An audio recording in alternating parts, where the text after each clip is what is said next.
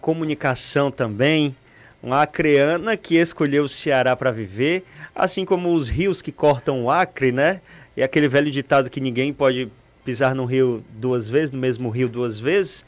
Maria Auxiliadora Guimarães, a nossa conhecida Dodora Guimarães, se reinventa diariamente, formada em comunicação social, curadora, presidente do Instituto Cérvulo Esmeraldo, dinamizadora do Marido Multiartista, tem desde 2017 a missão de manter viva a obra que já é viva, ela mesma, a obra do Cérvulo Esmeraldo. Pois é, no Bora Conversar de hoje, a gente recebe aqui no estúdio Dodora Guimarães. Bom dia, Dodora. Bom dia. Obrigado pela participação. Lembrando, gente, que durante a semana toda você acompanha aqui na Jangadeiro Band News FM o Bora Conversar especial da Semana da Mulher. Ontem a gente recebeu aqui a Inês Aparecida, a jornalista Inês Aparecida, teve um bate-papo aqui também com a gente. Você acompanha aqui na Jangadeiro Band News FM, no YouTube, no Facebook também e no Instagram do jornal Jangadeiro. Lembrando sempre que você participa no 981543814, também lá no chat do YouTube pode mandar mensagem que a gente lê por aqui. Dodora, mais uma vez, obrigado pela participação. Muita coisa para falar aqui sobre arte, né? Mas a gente pode começar pela arte da vida, né? Você começou lá no Acre, fala um pouco da sua infância, sua relação com o Ceará também. Bom, eu nasci no Acre, né? Fiquei até os 16 anos. Minha memória de adolescência, de infância, toda amazônica.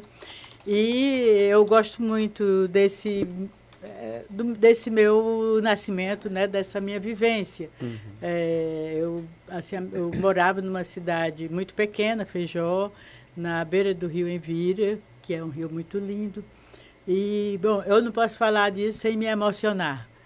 E o Ceará foi sempre uma presença muito viva na nossa imaginação. Uhum. Eu digo na imaginação porque eu imaginava muito esse Ceará, que foi um Ceará mítico, que eu desenvolvi, porque se sabe que o Acre é um Ceará na Amazônia. Verdade. Então, como nós morávamos na sede de um município que sobrevivia, sobretudo dos seringais, né, da borracha, então a minha casa era uma espécie de entreposto de seringueiros, ou paroaras, ou brabos, como eram chamados, os cearenses que iam cortar seringa na Amazônia, né? E eu ouvia muitas histórias relativas ao Ceará e sempre relativas a um Ceará do cordel, da literatura popular, né, da história das mulheres bordadeiras, rendeiras, costureiras. Então, cedo eu criei um Ceará mítico. Assim, eu imaginava que todo homem no Ceará era poeta e toda mulher era uma costureira, uma rendeira, uma bordadeira. Então, eu sonhava com esse Ceará, né? E quando eu cheguei aqui aos 16 anos, eu fiquei muito encantado com Fortaleza, que era, à época, uma cidade ainda pequena, uma cidade muito bonita, com dunas, muitas dunas ainda na cidade, e muitos cajueiros, muitos coqueiros, e o mar, né, que eu não conhecia. Então, assim, para mim foi uma visão surpreendente que eu tive de Fortaleza, sobretudo. Eu cheguei aqui em 1970, em fevereiro de 70, e fiquei muito encantado com o vento, né, tão marcante do Ceará, com essa grande luminosidade que nós temos. Enfim, com elementos que vieram me dar um novo Ceará, né, e me adaptar a um novo estado, né, esse estado da cultura que eu amo tanto. É interessante, né? Você falou que a sua casa é um entreposto, né? Do pessoal da borracha, né? E isso facilitava muito essa troca de saberes, né? Sim. Sempre recebendo pessoas, absorvendo. Você sempre absorve cultura também dos outros, né? Claro. Essas trocas, né, são muito importantes. Então, assim, a minha família é uma família de imigrantes, né? E, assim, meu pai, ele levou grande parte da família dele para o Acre, os irmãos. e fizemos também muitos amigos. E meu pai era muito apaixonado pelo Acre, muito, muito, porque ele foi fazer o Acre, né? Como todos os cearenses que foram para a Amazônia, eles foram fazer aquele estado. Desbravar, no sentido de, eu digo fazer no sentido deles sobreviverem, deles, né? Porque aqui vivíamos ainda o problema das secas, da falta de meios, da fixação do homem no campo, né? A gente hoje está fácil, né? Mas antigamente foi bem difícil. O Ceará, né? Por outro lado, você falou da questão do mar, né? Que viu o mar. E é muito interessante. No Acre, também na região norte, também tem muita ligação com o rio, né? Aqui a gente tem muita ligação com a praia, né? E a água mostra, né, essa potência, e é justamente isso da renovação. Eu achei legal você falar do rio no início, né? Porque assim, nós na Amazônia somos muito ligados à água também, mas à abundância das águas. A abundância, né? Tanto que assim os seringueiros, né, quando chegavam na Amazônia, eles ficavam loucos, né? Com tanta água, com tanta fartura, com terra boa, assim. E isso gerou um fenômeno curioso, que na minha compreensão, esse cearense que foi para o Acre, ele foi um migrante, ele não levou a cultura cearense. Está compreendendo? Ele lá desenvolveu uma cultura própria, ele se adaptou àquela vida na floresta. Está entendendo? Assim, por exemplo, eu explico isso para dizer que essa coisa da mulher bordadeira, da mulher rendeira, do poeta popular, eles não levaram isso. Assim, essa cultura não foi desenvolvida lá. E eu penso que foi esse choque, né? Assim, um choque com uma nova cultura, com uma nova realidade. Acaba sendo uma fusão, né? Que eles deixaram isso aqui. Interessante. Entendi. Teodora, bom dia. Seja muito bem-vinda. Acho que é bem difícil falar no seu nome e não falar no nome do Cérvulo. E a paixão, né, o amor, às vezes ele começa por uma admiração e não como a gente costuma pensar de você se apaixonar porque a pessoa te trata bem ou porque ela te serve em algum sentido. E foi justamente assim na história de vocês. Você primeiro se apaixonou pelo trabalho do Cérvulo? Como é que foi isso? É verdadeiro. E eu gosto de dizer isso, porque eu penso que isso diz muito da minha personalidade, do meu caráter, dessa minha coragem, né, da minha determinação para com os meus objetivos na vida.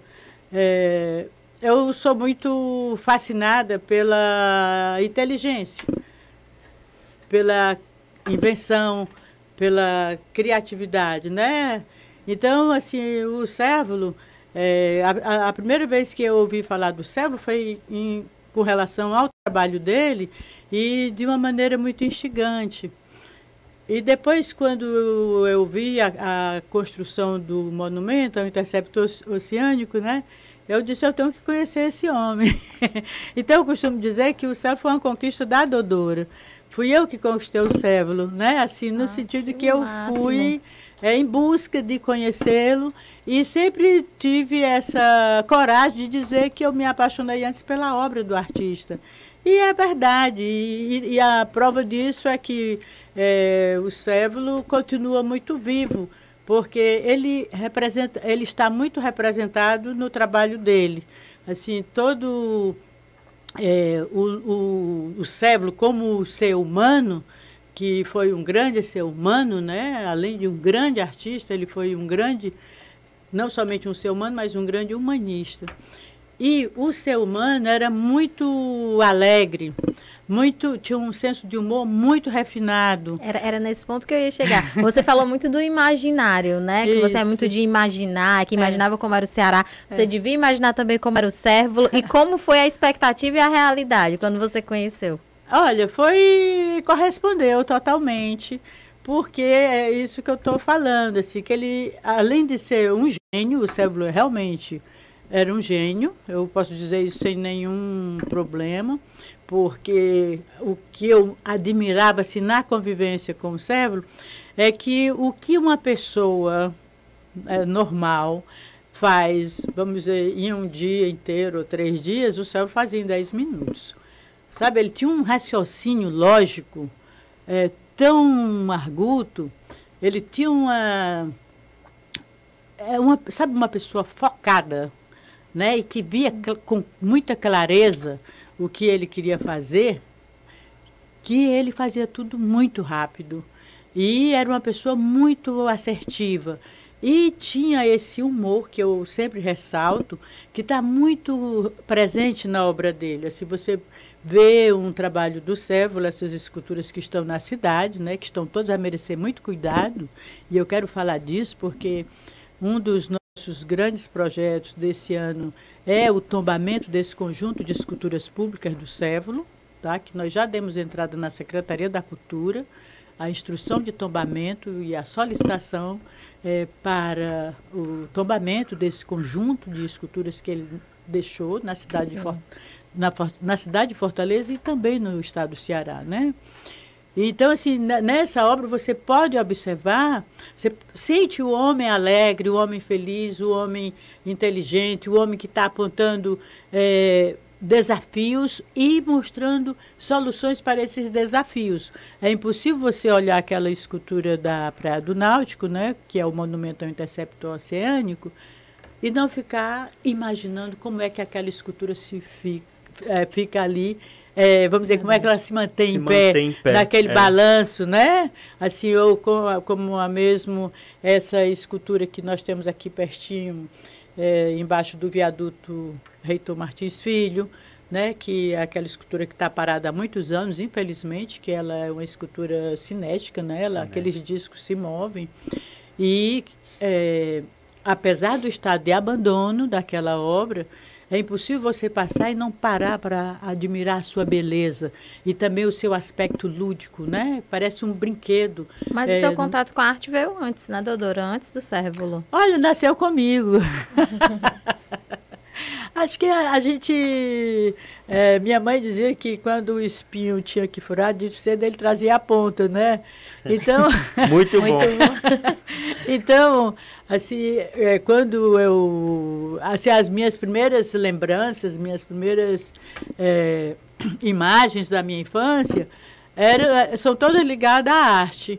Não obstante eu estar numa cidade que não sabia nem que diabo era a arte, né? A arte ali era a própria vida, era a arte plena, né? Que imagina, você nascer na Amazônia é um privilégio, né? O conversar, né? É uma troca ali de arte muito interessante, né? Trocar ideias, trocar figurinhas, né? Eu falo assim, porque minha neta, ela nasceu visitando exposições, visitando museus, vendo galerias, né, conversando com artistas, e eu não tive isso, eu fui conhecer artistas depois dos meus 18 anos.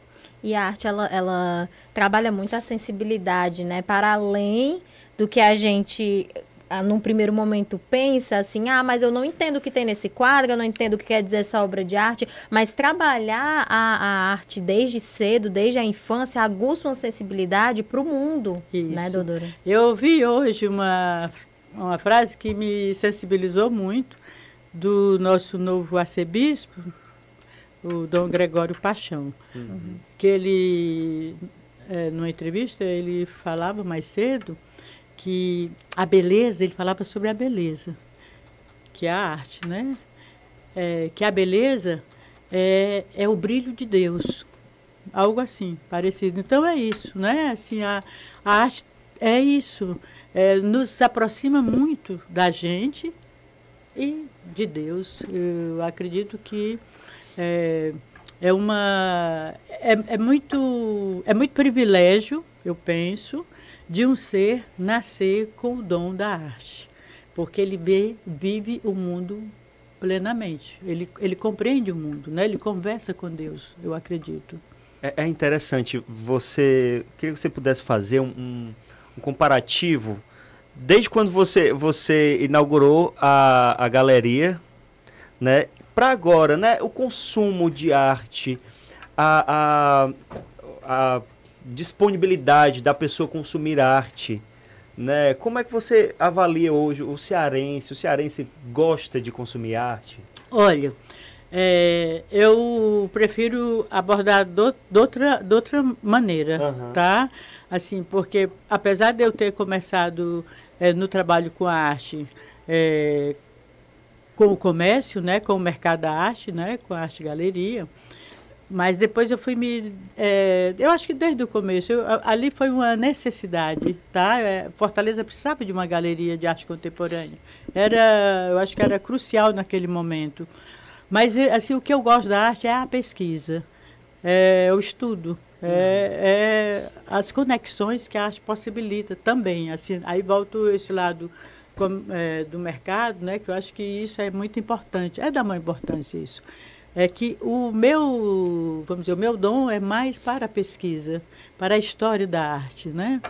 E hoje nós temos no Ceará, né, eu diria assim, um embrião de um sistema de arte muito importante, porque nós temos já uma infraestrutura cultural que nos permite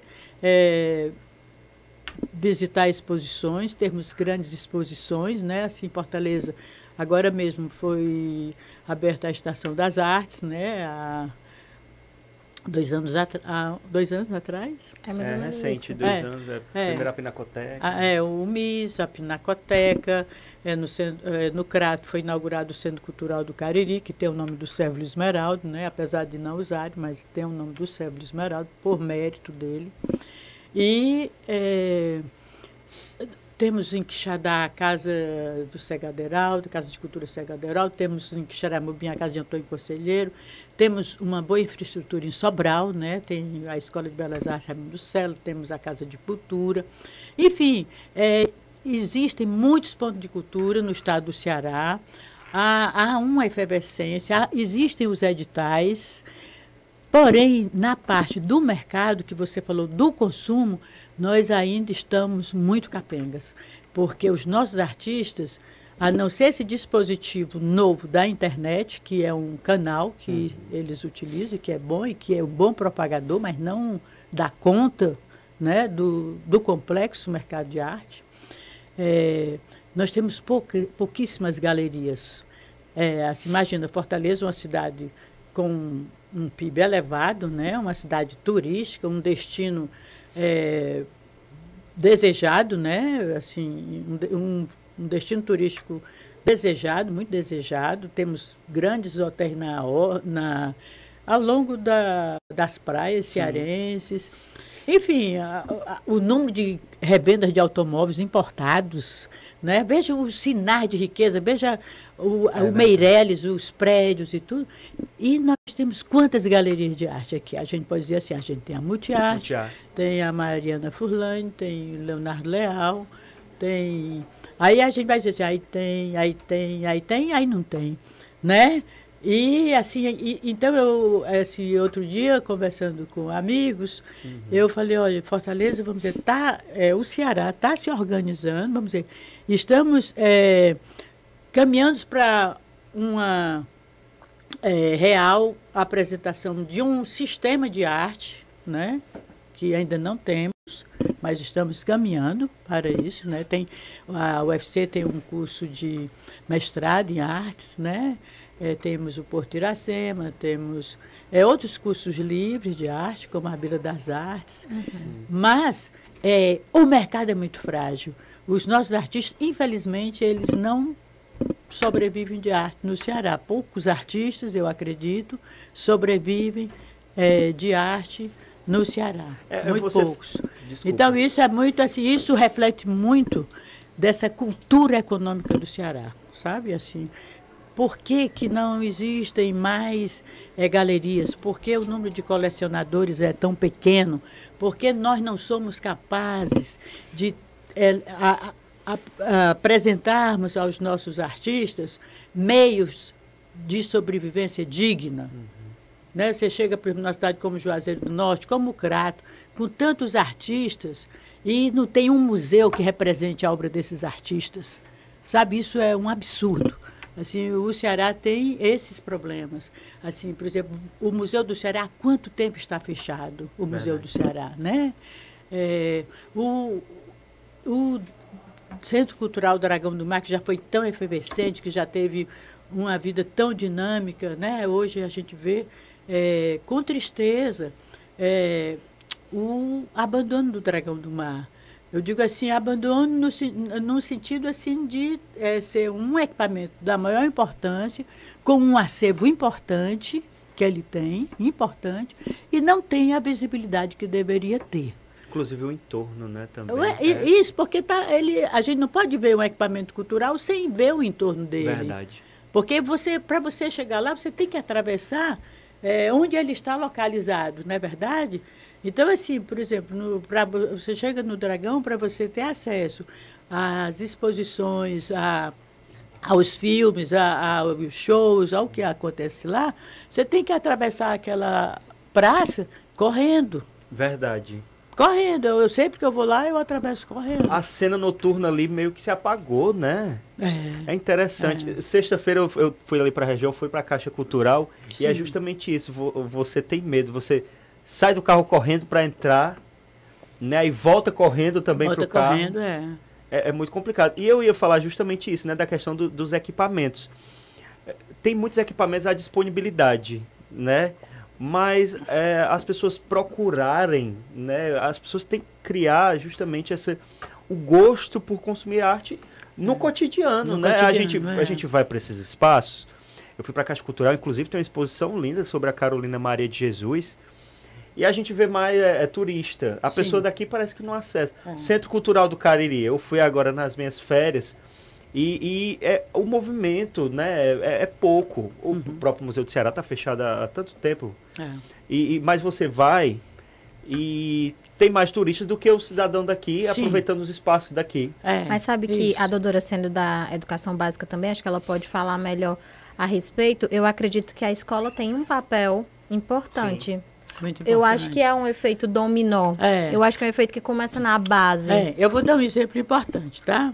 Assim, nós fazemos no Crato o Festival Sérvulo Esmeraldo, que esse ano já vamos para a 5ª edição. Inclusive, eu estou em campanha porque eu ainda nós temos esse projeto, ele é aprovado pela lei do mecenato do Ceará, e até hoje nós não conseguimos o patrocinador para o festival. Então, que venha o patrocinador. São nossos ouvintes, empresariado, empresários, apoie o festival, que é um festival bacana. Então, é a 5ª edição, um festival da mais alta qualidade. Bom, então, esse festival, eu faço em parceria com a Universidade Regional do Cariri, que tem um curso de artes visuais, tá? E nós fazemos no Centro de Artes, em parceria também com a prefeitura da cidade, enfim, querendo envolver não somente a comunidade acadêmica, mas a comunidade do Crato, né? Da cidade do Crato. Então, anualmente, assim, a gente insiste muito, nós trabalhamos com residências artísticas, trazemos artistas de alto nível para residências no Crato, e esses artistas, eles fazem oficinas, tá? Tudo é gratuito no festival, realizam exposições, fazem palestras. É um evento voltado para a formação, de fato, de artistas contemporâneos e de público para a arte contemporânea, né? Naquela região tão rica de arte. Verdade. E, anualmente, nós temos um empenho de mobilizar a Secretaria de Cultura, a Secretaria de Educação, tá? Da cidade do Crato, né? Para que os alunos frequentem, visitem as exposições, para que eles tenham acesso a exposições de arte, né? Que não é fácil, né? Assim, a gente sabe, na cidade do interior, não é muito fácil isso. E é uma dificuldade, Por exemplo, mas a gente, aos poucos, estamos conseguindo muito. O primeiro festival, que aconteceu em 2019, quando foi decretado o Ano Cultural Sérvulo Esmeraldo, né? Pelos 90 anos que ele faria, uma das avaliações feitas é que na cidade do Crato, assim, apesar do Sérvulo amar tanto o Crato, dele ter colaborado tanto com a cidade do Crato, ele não era conhecido das novas gerações. Nossa. Ninguém sabia quem era o Sérvulo Esmeraldo, né? Assim, vamos dizer, conhecia o Sérvulo os contemporâneos dele. né? Que já estavam partindo como ele, né? Então, assim, nos interessava sensibilizar as novas gerações, tornar o Sérvulo conhecido nessas novas gerações. Então, ao longo desse tempo, tá, a gente está conseguindo já avançar muito. A universidade tem colaborado muito com isso. A URCA, né, através do curso de artes visuais, a UFCA, que tem também um curso de design, né, que se aproxima da arte, né? Enfim, mas não temos ainda o apoio das secretarias de educação, porque elas que são necessárias nesse momento, né? Porque é nessa formação da criança base que desperta o amor pela arte, pela sua cultura, pela sua identidade, pelo o caráter do seu país, do seu estado, do seu município, né? E tem muito também, né, doutora, da força política que tem a arte, né? Sim. Aí você vê, dessa questão também, falando do consumo, do acesso à arte, você vê que a arte é sempre a primeira a ser atacada. Sim. Né? Então, às vezes, parece que é o temor da força política que a arte tem, né? Porque a arte é o espaço da reflexão, da provocação, né? Do botar o dedo na ferida, né? A arte tem esse papel. Né? Assim, os artistas são seres mais sensíveis, eles pensam mais, eles têm mais tempo livre na imaginação e na ação, né? Porque assim, toda arte é uma ação política, assim, independente da sua linguagem, independente do seu foco, mas toda arte é uma ação política, né? A doutora falando agora, me veio à cabeça a minha filha, ela estuda numa escola que tem uma abordagem construtivista. E o construtivismo, para além, né, dos muros da escola, ele trabalha muito, você vê no livro, mas você também vai até o local para você entender como funciona, ter o reconhecimento da sua cidade, o reconhecimento dos equipamentos, e ela conversando com uma amiguinha em casa que estuda em uma escola mais conteudista, né? E em algum momento elas estavam pintando e tudo, e eu lembro que a Malu falou assim, a amiguinha dela achou feio o desenho, ela disse assim, não, essa daqui é a minha forma de me expressar, é aonde eu coloco o meu sentimento. Muito lindo. E a gente acha que a infância, ela é passageira, mas na verdade a infância ela é uma terra que você pisa a vida toda. É o começo, né? É o começo, assim, o Instituto Sérvulo Esmeraldo, né, que nós criamos em 2013, é esse espaço que a gente tem para colaborar com o Ceará, né, Fortaleza, na difusão da obra do Sérvulo. E o Instituto é muito legal nesse sentido, tá? Porque é mais do que um museu, né, um museu casa, né, que eu brinco, que eu digo que eu sou um museu comigo dentro, né? Que é onde o Sérvulo morou, né? A última residência dele. O ateliê dele, né? Está lá com as ferramentas, as máquinas, a obra dele exposta. Mas também nós temos uma riqueza que é o acervo documental do Sérvulo. E o que é esse acervo documental? É toda a trajetória dele em documentos. Assim, nós temos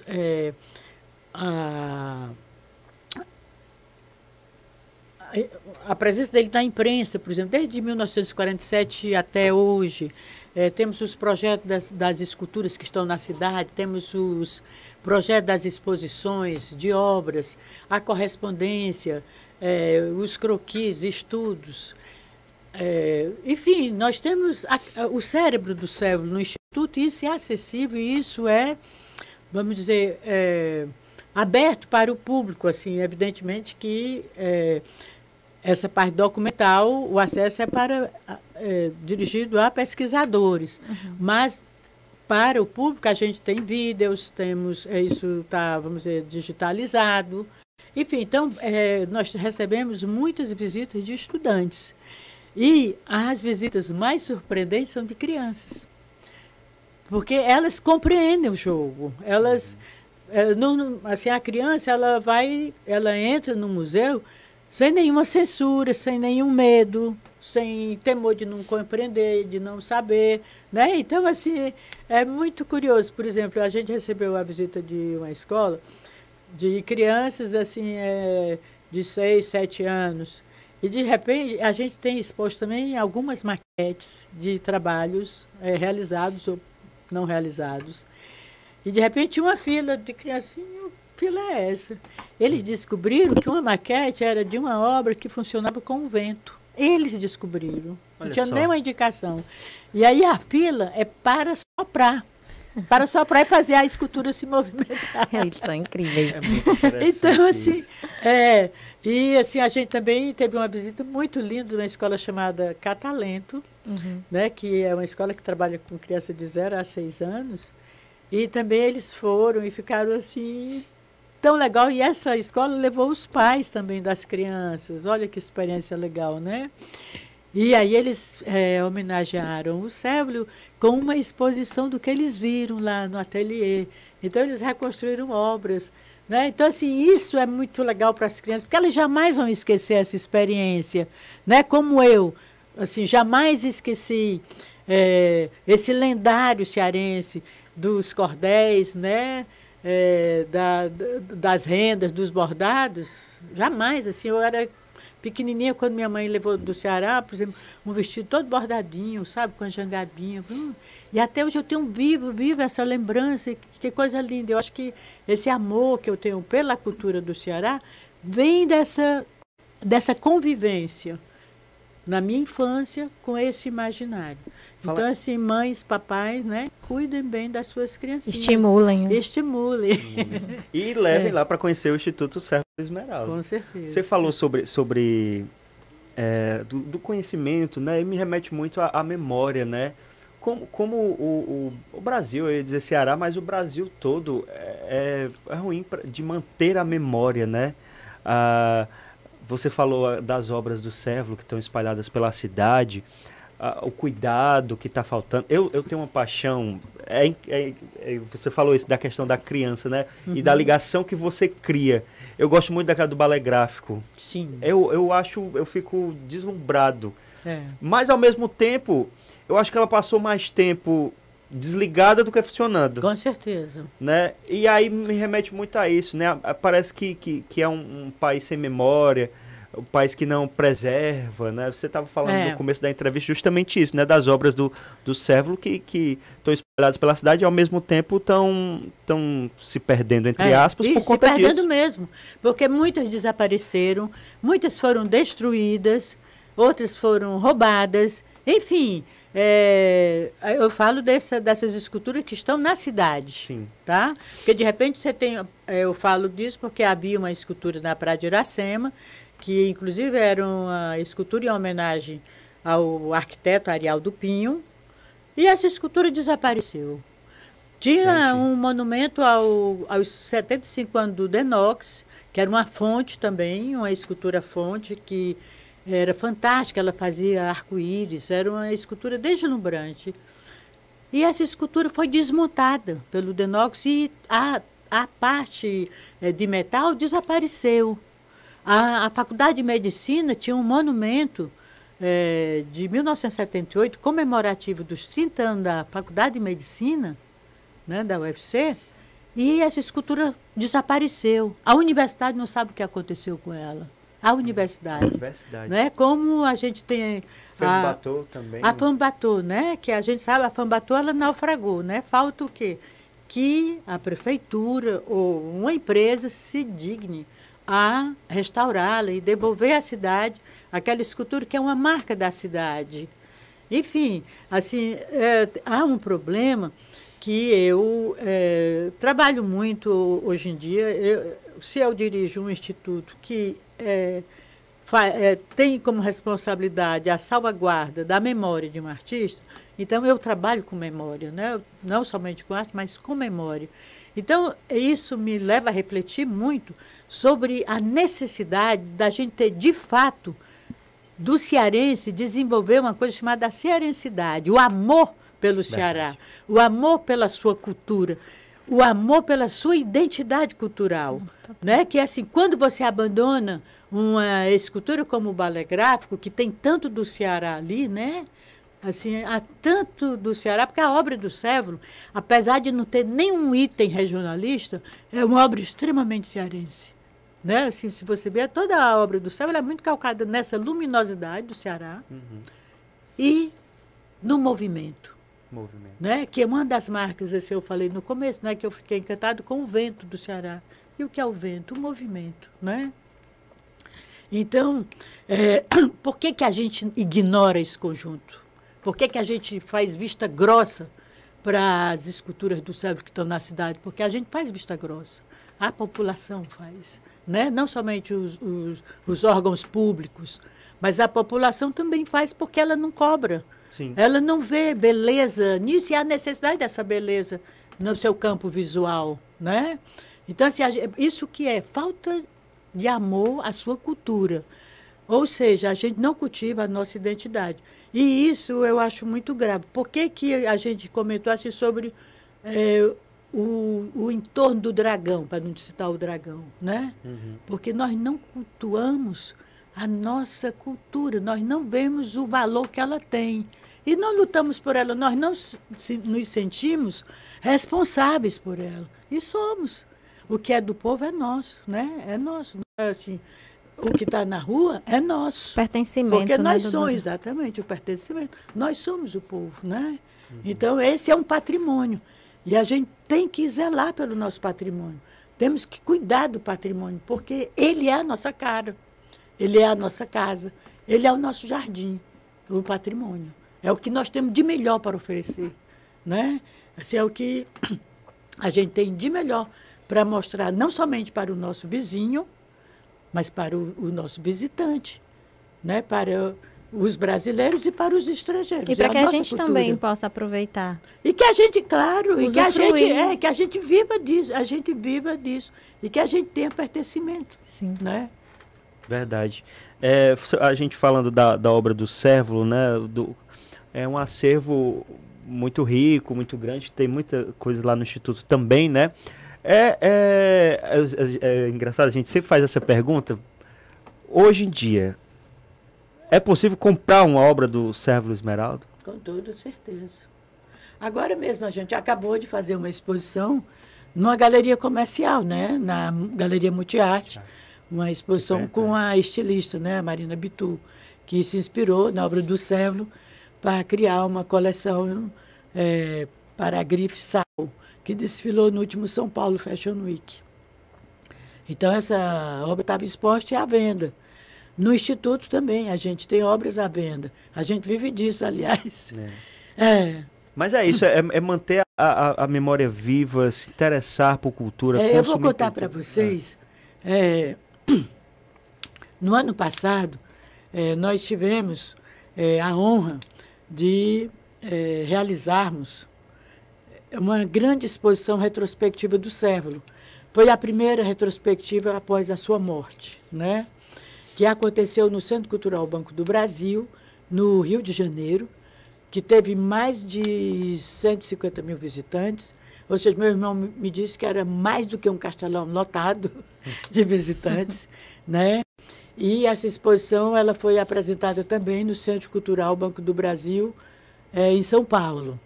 É uma exposição que dá conta da trajetória do Sérvulo, porque a gente sabe que o Sérvulo ele é um artista que vem do Crato. Em 1947 ele vem para Fortaleza, em 1951 ele vai para São Paulo, ele fica até 1957 em São Paulo, trabalhando lá, né, que é quando ele se profissionaliza como artista, e em 57 ele vai para a França, né, com uma bolsa do governo francês, para passar 2 anos e passa 22 anos. Né? Então, é um artista que tem uma obra, vamos dizer, em pedaços, né? Assim, do Crato, Fortaleza, São Paulo, Paris, Fortaleza, né? Que aí, quando ele volta, ele se fixa aqui com esse desejo de construir esse patrimônio que nós temos, que é esse conjunto de obras dele na cidade, né? Assim, foi esse desejo dele de fazer essas esculturas a céu aberto, que ele dizia que era uma arte de todos, para todos, que traz o Sérvulo de volta a Fortaleza. É por isso que nós temos que lutar por esse patrimônio. Temos que deixá-lo íntegro, né? E que ele permaneça.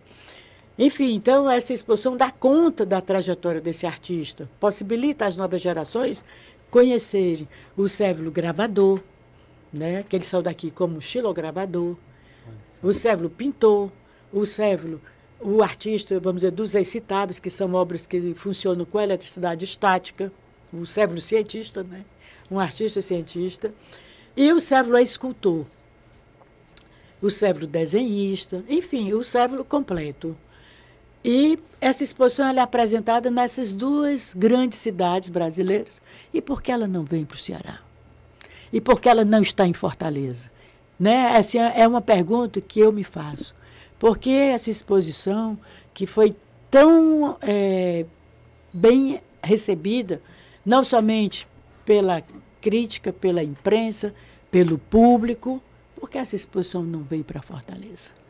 Né? Se nós temos o Museu da Universidade Federal do Ceará, temos a Pinacoteca do Estado, recém-inaugurada, com amplo espaço, temos o Centro Cultural Dragão do Mar, né, que tem 2 museus.